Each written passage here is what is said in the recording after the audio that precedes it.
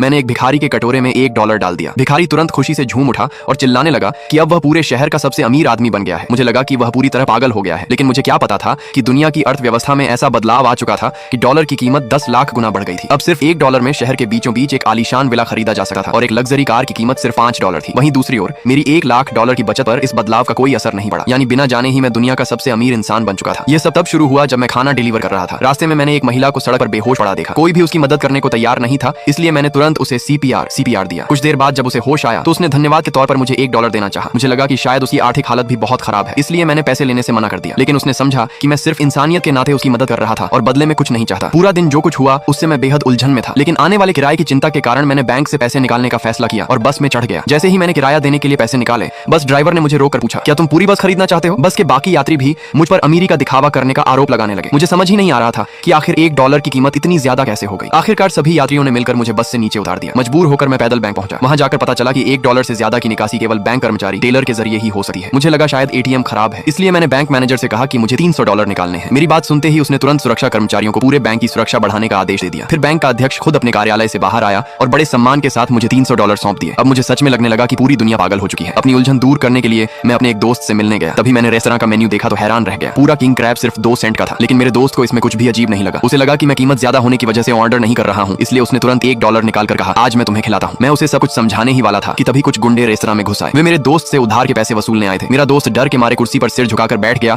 और उन्हें अनदेखा करने लगा। जब गुंडे उसे मारने ही वाले थे तब मैं तुरंत आगे आया और कहा कि उसके सारे पैसे मैं चुका देता हूँ। उन्होंने कहा कि उस पर $40 का कर्ज है। मैंने सोचा कि शायद वे $4 लाख की बात कर रहे हैं, इसलिए मैंने तुरंत अपना बटुआ बंद किया और वहां से जाने लगा। लेकिन तभी एक गुंडे ने मेरे बटुए से $50 का नोट निकाल लिया और बोला, इस पर सिर्फ $40 का ही कर्ज है। मैं पूरी तरह हैरान रह गया और उनसे कहा, बाकी $10 भी तुम ही रख लो। ये सुनते ही गुंडों ने तुरंत उधार की रसीद फाड़ दी और फैसला किया कि अब से वे हमेशा मेरे साथ रहेंगे। उसी पल मुझे एहसास हुआ कि शायद मैं सचमुच दुनिया का सबसे अमीर इंसान बन